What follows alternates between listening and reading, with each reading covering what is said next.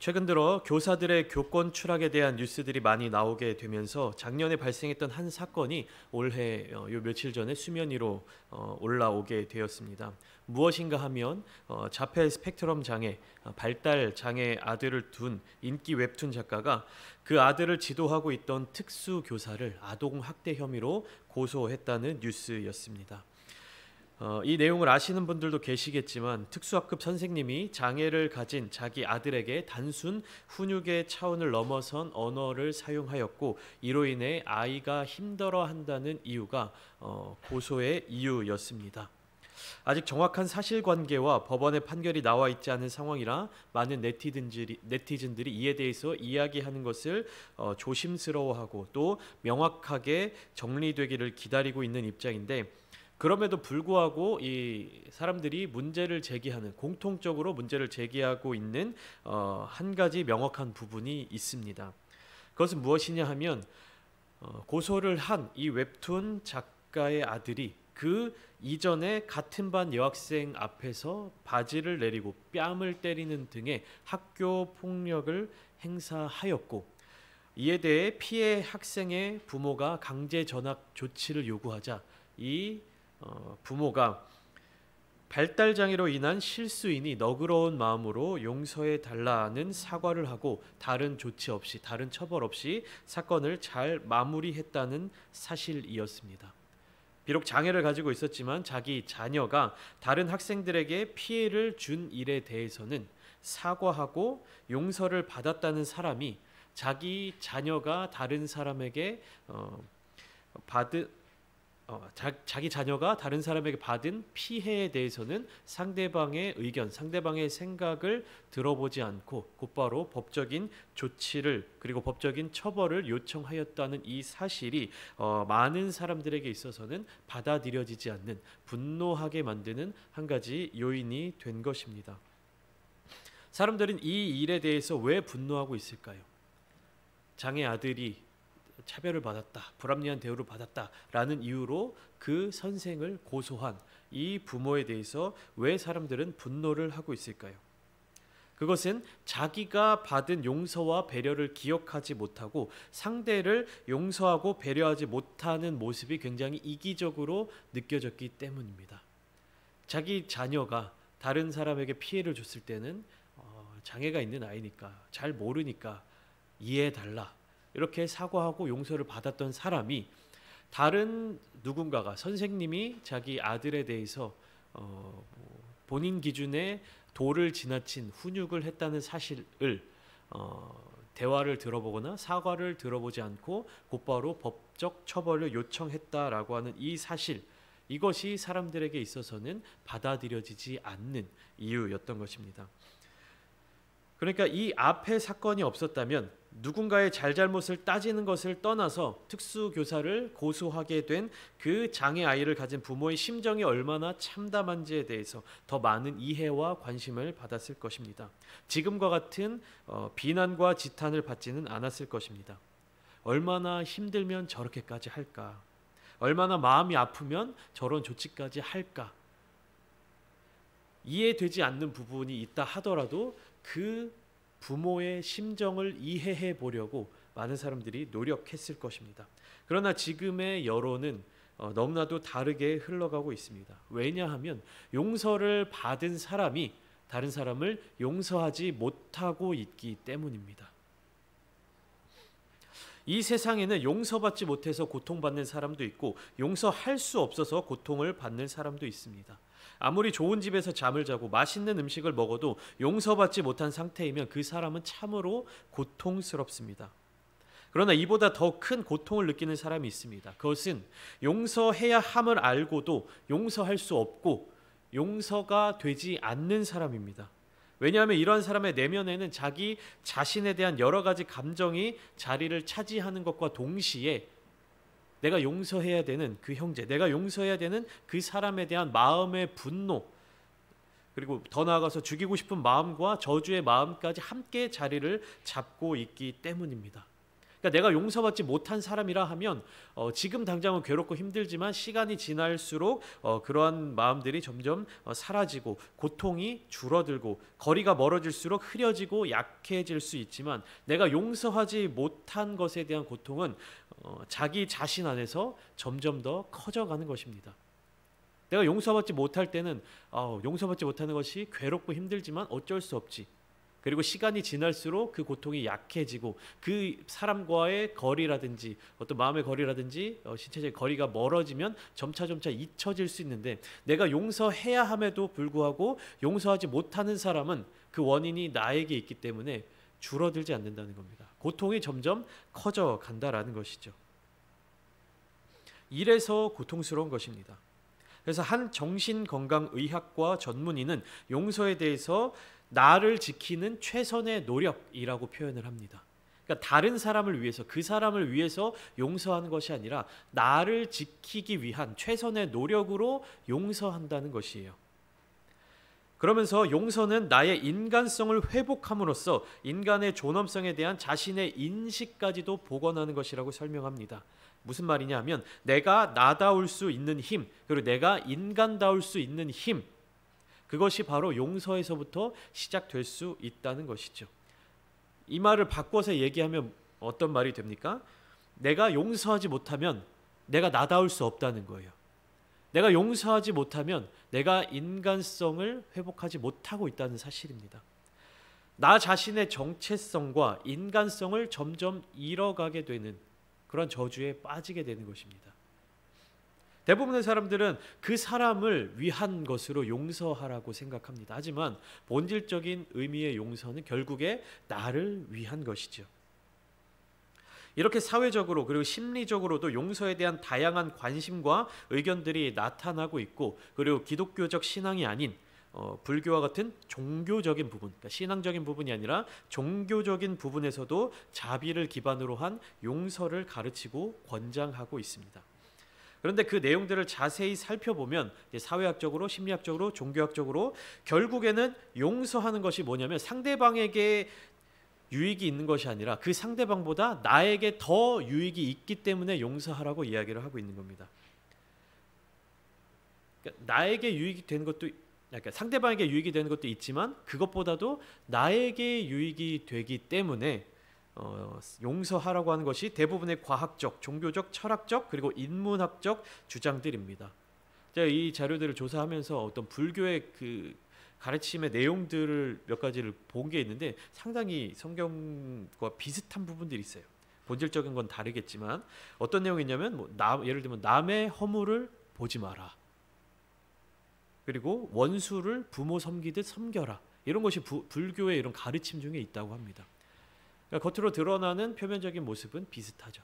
그런데 본질적인 부분, 성경에 나타나고 있는 그 부분으로 더 깊이 들어가게 되면 우리는 세상적인 기준의 용서, 세상적인 기준의 사랑보다 한 걸음 더 나아가는 그런 용서를 해야 한다는 것입니다. 그렇다면 성경에서 나타나고 있는 예수님께서 가르쳐 주시는 용서는 이와 같은 과학적, 종교적, 철학적, 인문학적 기준들과 어떻게 다를까요? 제가 좀 전에 말씀드렸던 이 세상적 기준의 용서는 나에게 더 유익이 있기 때문에 용서하라는 것이죠. 그러면 성경적 용서는 무엇으로 인한 용서가 될 수 있을까요? 지난주 말씀에서도 잠깐 나누었는데 오늘 보면 21절 말씀을 보시면 예수님의 말씀을 듣고 난 후에 베드로가 예수님께 나와서 주님께 이렇게 질문을 하고 있습니다. 주여, 형제가 내게 죄를 범하면 몇 번이나 용서하여 주리이까? 7번까지 하리이까? 이렇게 예수님께 질문을 하고 있습니다. 당시 율법학자들의 전통에 따르면 자신에게 죄를 범한 형제를 용서해 줄 수 있는 가장 너그러운 제한이 3번의 용서였습니다. 이 정도만 용서를 해주어도 그 사람은 참으로 너그러운 사람이다라고 인정을 받았죠. 그렇기 때문에 베드로는 예수님의 가르침을 듣고 예수님의 용서의 기준을 당시 유대교 율법의 기준보다 2배 이상을 높여서 제시했던 것입니다. 그런데 예수님의 대답은 베드로의 예상과 달랐죠. 베드로는 7번이라면 충분한, 아니 그 이상의 용서라고 생각했지만 예수님은 7번을 70번이라도 용서하라고 말씀하셨습니다. 베드로도 예수님께 용서에 대한 질문을 했고 예수님도 베드로에게 용서에 대한 대답을 해 주셨는데 사실 각각의 용서가 가지고 있는 의미가 달랐기 때문에 베드로의 입장에서는 예수님의 대답이 이해가 가지 않았습니다. 어떤 부분이 달랐을까요? 분명히 베드로도 예수님께 용서에 대해 질문했고 예수님도 베드로에게 용서에 대해서 대답을 해 주셨는데 이 두 가지 용서가 서로 달랐다는 거예요. 베드로는 세상 기준의 용서를 말하고 있었던 것에 비해서 예수님께서는 하나님 나라의 기준으로 용서를 말씀하고 계셨던 것입니다. 세상적 기준이란 무엇입니까? 조금 전에 나누었던 것처럼 용서를 하는 것이 용서를 하지 않는 것보다 나에게 더 유익이다. 그러니까 베드로가 제시한 용서의 개념은 이 세상적인 용서에 가까웠던 것이에요. 그러나 예수님의 용서는 어떤 용서였습니까? 하나님 나라의 기준을 가진 용서였어요.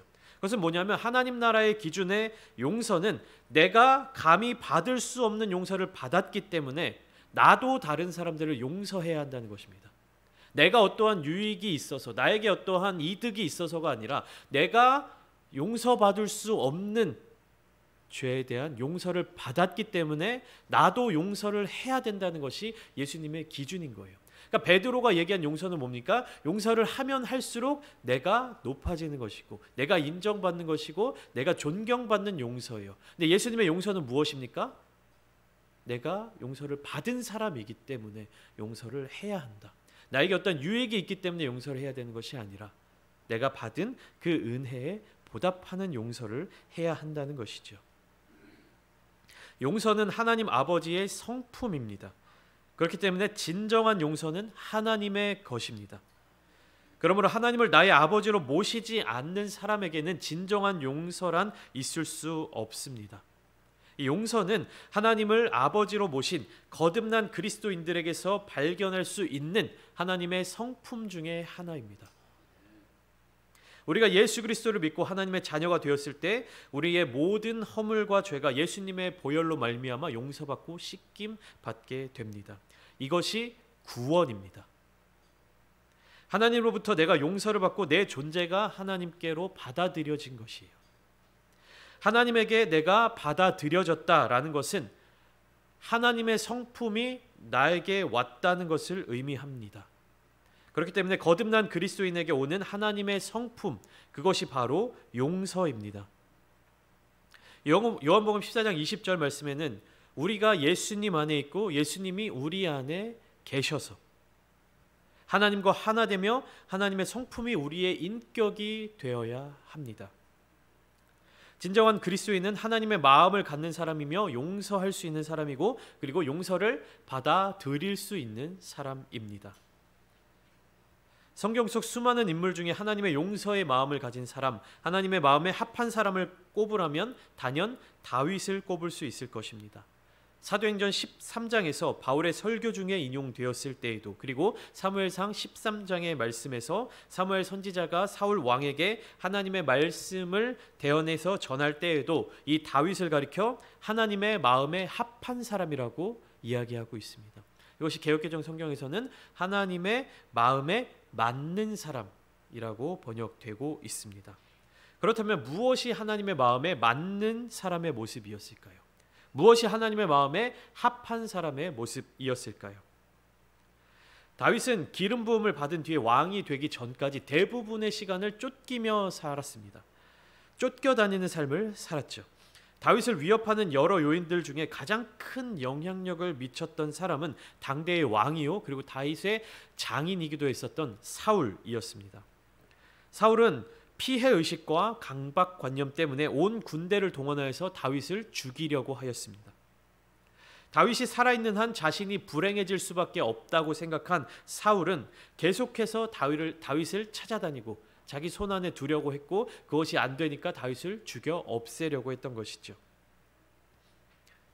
다윗은 친구와 아내와 고향까지도 떠나 이곳저곳을 돌아다니면서 방황했습니다. 그때 쓰인 글들이 시편에 나타나고 있죠. 먹지 못하고 들에서 잠을 자고 쫓기며 살았던 그에게 분노와 미움 그리고 저주가 가득 차야 당연할 터인데 놀랍게도 다윗은 자기를 죽이려고 쫓아다니는 사울을 미워하지 않았습니다. 다윗은 사울을 죽일 수 있는 기회가 두 번씩이나 있었습니다. 그렇지만 그럼에도 불구하고 그는 사울을 해치지 않았습니다. 죽이지 않고 옷자락만 잘라 갑니다. 이것이 용서입니다. 이것이 하나님의 마음입니다. 비록 사울이 잘못한 사람이었고 자신에게 해를 가하려고 했던 사람이었지만 하나님이 기름 부은 왕이었다는 이유로 다윗은 사울을 해치지 않았습니다. 그를 대적하지 않았습니다. 사무엘상 24장 11절 말씀을 보시면 이렇게 기록되어 있는데요. PPT를 한번 보여주시면 좋겠습니다. 사무엘상 24장 11절 말씀입니다. 내 아버지여 보소서, 내 손에 있는 왕의 옷자락을 보소서. 내가 왕을 죽이지 아니하고 겉옷자락만 베었은즉 내 손에 악이나 죄과가 없는 줄을 오늘 아실지니이다. 왕은 내 생명을 찾아 해하려 하시나 나는 왕에게 범죄한 일이 없나이다. 이렇게 고백하고 있죠. 그는 사울을 용서하고 사울을 심판하거나 대적하는 일에 대해서는 하나님께 온전하게 맡겨드렸습니다. 이어서 사무엘상 24장 15절 말씀입니다. 그런즉 여호와께서 재판장이 되어 나와 왕 사이에 심판하사 나의 사정을 살펴 억울함을 풀어주시고 나를 왕의 손에서 건지시기를 원하나이다 하니라. 주님은 우리가 여기까지 이르기를 바라고 계십니다. 내가 붙잡고 있지 않고 내 주권이 나에게 머물게 하는 것이 아니라 모든 것을 하나님께 맡기는 용서, 기억조차 하지 않는 용서, 하나님의 성품이 나의 인격이 되는 용서에까지 이르러야 합니다. 오늘 본문 말씀은 지난주일 본문에서 이어지는 내용이죠. 마태복음 18장 전체 내용을 간략하게 말씀을 드렸었는데 18장 전반부에서는 내가 다른 사람들에게 죄를 범하여 실수를 범하여 그 사람들을 실족하게 했을 때에 어떻게 해야 하는지, 어떻게 회개해야 하는지에 대해 말씀하고 있는 내용이고, 그리고 중반부는 다른 사람이 나에게 죄를 범하여 공동체 안에서의 관계가 깨어지게 되었을 때 그 사람은 어떻게 권면하고 권고하고 어떻게 사랑으로 품어줘야 하는지 에 대한 권면이며, 또 오늘 본문인 마태복음 18장 후반부에서는 어떻게 제한 없는 용서를 할 수 있는지에 대해 예화를 통하여 자세하게 말씀해 주고 계시는 내용입니다. 이 비유에서 천국은 그 종들과 결산하려 하던 어떤 임금과 같으니라고 이야기가 시작되고 있는데, 그 임금이 결산을 할 때에 그의 앞에 10,000달란트 빚진 종이 등장합니다. 여기에서 그러니까 1만이라고 하는 이 숫자는 정확한 금액을 이야기하는 것이 아니라 그때 당시에, 그러니까 예수님 시대 당시에 셈하고 사용하던 숫자 중에, 그러니까 가늠할 수 있는 숫자 중에 가장 컸던 단위가 만이었습니다. 그러니까 일시, 백천만, 우리는 뭐 억 단위도 있고 막 이렇게 조 단위도 있는데, 예수님 시대 때 가장 큰 수, 그러니까 셈을 할 수 있는 가장 큰 단위가 만 단위였던 것입니다. 그렇기 때문에 이 10,000달란트라고 하는 것은 그들이 표현할 수 있는 가장 큰 금액의 액수였던 것입니다. 그리고 달란트는 무엇이냐? 그때 당시 사용했었던 화폐 중에서 가장 가치가 높았던 화폐였습니다. 그러니까 만이라는 숫자는 당시에 셈할 수 있는 가장 큰 숫자, 달란트라고 하는 화폐는 당시에 통용되었던 돈 중에 가장 큰 단위의 화폐, 그러니까 가장 큰 단위의 숫자와 가장 큰 단위의 화폐의 결합인 것이죠. 10,000달란트라고 하는 것은. 그렇기 때문에 이것은 10,000달란트가 얼마지? 오늘날로 환산하면 얼마 정도 되는 거지? 이런 거를 계산하는 것이 중요한 것이 아니라 가장 큰 단위, 가장 큰 금액을 의미하는 것입니다. 이것이 10,000달란트의 핵심입니다. 그래도 10,000달란트가 얼마나 큰 금액인지를 대략적으로 생각해 본다면 한 달란트가 6,000데나리온이라고 합니다. 한 데나리온이 당시 하루 일당이었다고 하죠. 그러니까 평범한 한 사람이 약 20년 동안 일해야지만 벌 수 있는 돈이 한 달란트였습니다. 그리고 한 주석가에 따르면 기원전 4년경에 유대와 이두메아와 사마리아 전체, 그러니까 예수님 당시에 그 전체에서 거둔 세금의 액수가 얼마였냐면 600달란트였대요. 그 온 지역에서 로마가 걷어들인 세금의 금액이 600달란트. 그런데 이러한 달란트가 하나가 아니라 얼마입니까? 10,000달란트. 그 금액은 상상할 수 없는 큰 빚이었던 것입니다. 그래서 임금이 명령을 내리죠. 25절에 이렇게 명령을 내립니다. 그 몸과 아내와 자식들과 모든 소유를 다 팔아 갚게 하라. 물론 이렇게 해도 그 금액은 빚을 갚기에는 턱없이 모자란 금액이었지만 왜 이렇게 했냐면 이렇게 하는 것이 당시의 관습이고 적법한 처벌이었던 것입니다. 그러니까 임금의 명령은 부당한 명령이거나 무자비하고 부적절한 행동이 아니라 이 사람이 갚을 수 없는 그리고 갚지 못하는 그런 죄를 저질렀기 때문에 그에 대한 합당한 벌을 내리고 있는 것이죠. 왕의 적법한 명령에 대해서 빚진 종의 반응이 26절 말씀에 나와 있습니다. 그 종이 엎드려 절하며 이르되 내게 참으소서 다 갚으리다 하거늘. 그러니까 어떻게 해도 갚을 수 없는 빚을 갚겠다고 애원하는 사람의 모습이 어떠했겠습니까? 이 사람은 빚을 정말 갚을 수 있기 때문에 갚겠습니다 이렇게 이야기하는 것이 아니에요. 끌려가고 잡혀가고 팔려가고 내 아내와 내 자식들까지도 다 그렇게 노예로 팔려가야 되는 그 상황을 어떻게든 막아보고자 애원하고 있는 것입니다. 그러니까 갚을 수 없는 상황에서 어떻게 해도 갚을 수 없는 상황 속에서 이 사람은 자기와 자기 가족에게 닥칠 그런 불행과 고통을 막아보고자 이러한 애원을 하고 있는 것이죠. 이 사람이 진 빚이 우리가 예를 들면 매달 사용하는 카드값이 안 빠져나가서 다음 달에 2배의 카드값을 내야 하는 이 정도의 상황이 아닌 것이죠. 갚을 수 없는 빚으로 인해 생긴 그 상황, 어떻게든 갚겠으니 살려만 달라. 이 비현실적인 약속을 가지고 하는 이 사람의 애원이 얼마나 절박하고 간절했겠습니까? 그런데 여기에서 기적이 일어납니다. 그 종의 주인인 임금이 그를 불쌍히 여겨 놓아보내주고 그 빚을 다 탕감하여 주죠. 헬라어로 탕감해주다라는 이 단어는 용서를 나타내는 데 사용되는 단어입니다. 그러니까 탕감해주다, 빚을 없애주다라고 하는 이 말은 용서해주다라는 말과 같은 의미입니다. 그러니까 임금은 그를 용서해주고 아예 빚을 진 일이 없었던 것으로 만들어준 것이죠. 이것이 얼마나 큰 은혜입니까?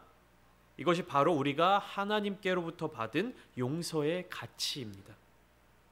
하나님은 우리의 죄값을 치르시기 위해서 아들이신 예수 그리스도를 십자가에 못 박혀 죽게까지 하셨습니다. 10,000달란트는 10,000달란트는 그 당시 측정할 수 없는 무한히 큰 빚을 상징적으로 이야기한 요소입니다. 그러니까 예수 그리스도의 십자가의 보혈, 그 보혈의 그 은혜는 값을 매길 수 없을 정도로 크고 귀한 은혜입니다. 측정할 수 없이 무한히 큰 빚을 10,000달란트로 상징했듯이 예수 그리스도의 십자가의 보혈, 그 보혈의 은혜가 너무나도 크기 때문에 값을 매길 수 없기 때문에 측정할 수 없기 때문에 하나님께서는 우리에게 은혜로 주셨다는 겁니다. 값싸고 쉽고 얻기 쉬운 그런 것이기 때문에 우리에게 은혜로 주신 것이 아니라 어떤 대가를 치르더라도 우리의 능력과 우리의 힘으로는 받을 수 없는 것이기 때문에 하나님께서 우리에게 은혜로 주신 것이죠. 오늘 본문인 10,000달란트 탕감받은 용서받은 이 종이 10,000달란트의 빚을 탕감받게 된 이유가 무엇입니까? 간절히 구하고 애절하게 매달렸기 때문에 탕감받을 수 있었던 것입니까? 아니죠. 오직 그 주인인 임금이 그를 불쌍히 여겨 주었기 때문에 용서받은 것입니다. 오로지 그 주인의 자비와 용서 그리고 그 주인의 희생으로 말미암아 구원을 받은 것이죠. 우리는 오해해서는 안 됩니다. 그 종이 엎드려 절하고 간절히 애원했기 때문에 용서를 받았다고 생각하면 안 됩니다.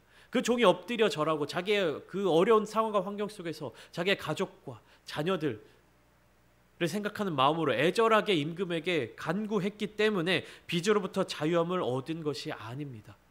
종이 한 게 아니에요. 이 종이 탕감받을 수 있었던 것은 오직 누구의 은혜입니까? 이 임금의 은혜예요. 주인의 은혜입니다. 그 종으로 하여금 빚으로부터 자유케 한 권위는 그 주인에게 있었던 것입니다. 우리의 구원도 마찬가지죠. 1만 달란트는 허물과 죄로 죽었던 우리, 본질상 진노의 자식이었던 우리, 공중권세 잡은 사탄에게 종노릇하며 이미 지옥 자식으로 등록되어 있던 우리를 구원해내는, 건져내는 값이었던 것이죠. 이 구원은 우리의 노력과 신앙생활의 모습과 기도와 어떠한 조건으로 이루어낸 것이 아닙니다. 우리가 얼마나 열심히 예배하고 얼마나 열심히 찬양하고 얼마나 최선을 다해서 기도하고가 우리가 구원을 받은 원인이나 이유가 아니라는 것이죠.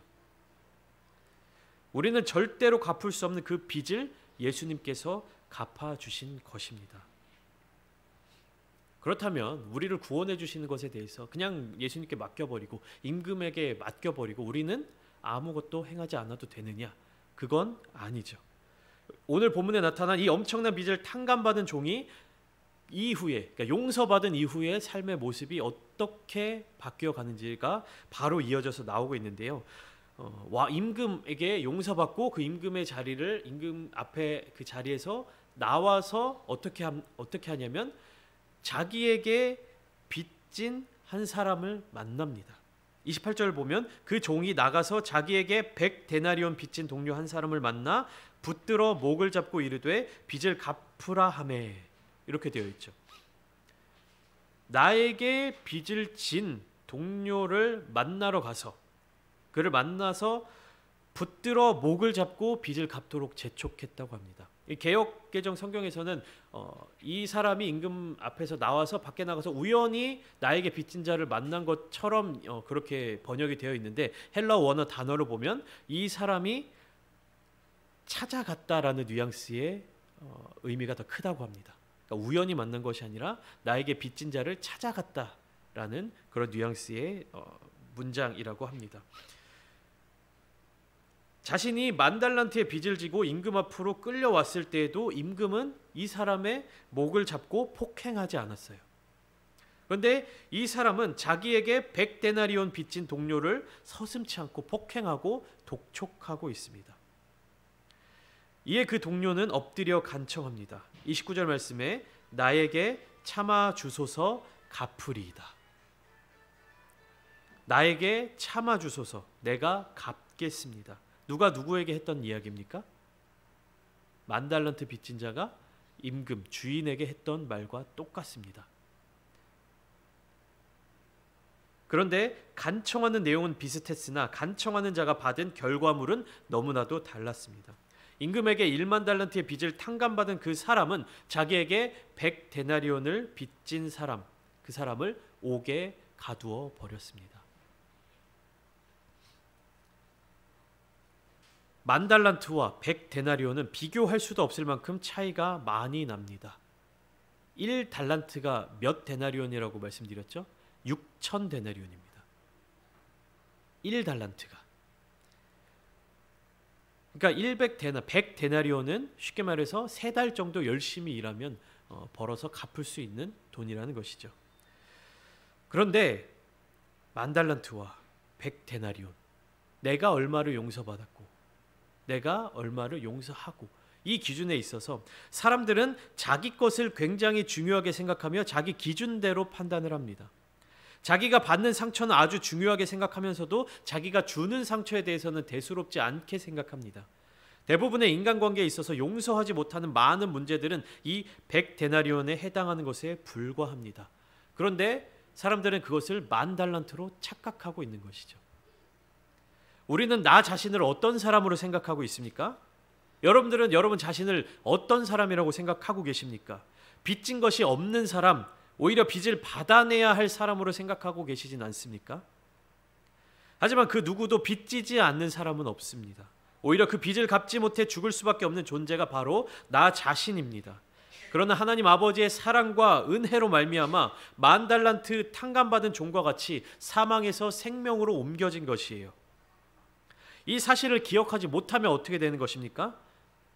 100데나리온 빚진 동료를, 100데나리온 빚진 형제를 용서하지 못하고 옥에 가두어 버린 악한 종과 같이 되어버린 것입니다. 조금 전에 내가 10,000달란트 탕감받고 용서받았는데 나오자마자 한 일이 무엇입니까? 나에게 빚진 자를 찾아가서 용서하는 것이 아니라 그를 폭행하고 옥에 가두어 버렸죠.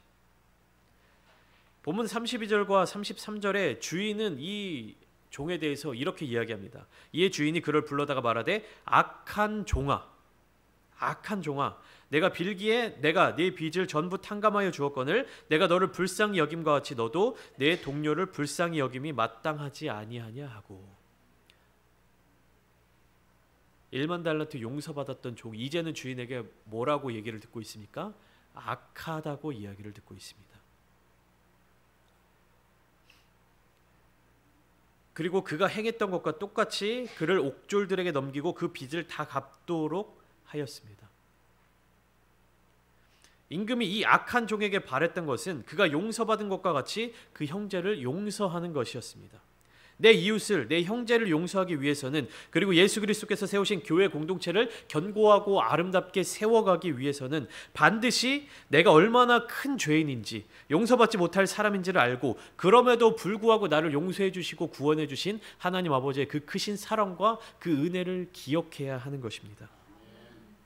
내 마음속에 누군가를 용서할 수 없는 이유는 아직 나에게 임하신 하나님의 그 크신 용서를 깨닫지 못했기 때문입니다. 우리는 용서하지 못하는 자의 저주를 받지 말고 그리스도의 사랑으로 용서하는 축복을 받아야 합니다. 우리가 용서하지 못하는 것은 그 사람에게 용서받지 못할 이유가 있는 것이 아니라 우리가 용서하지 못하는 그 저주에 빠져 있기 때문입니다. 세상적인 기준에서도 용서는 상대방을 위해서 하는 것이 아니라 나를 위해서 하는 것이라고 이야기를 하고 있는데, 우리는 무엇 때문에 용서하지 못하고 있는 것입니까? 우리는 그것이 저주인 것을 깨닫고 그것이 잘못된 것임을 깨닫고, 그리고 우리의 힘과 우리의 노력으로 할 수 없는 것임을 인정하며 예수 그리스도의 사랑으로 용서하는 축복을 달라고 구해야 됩니다.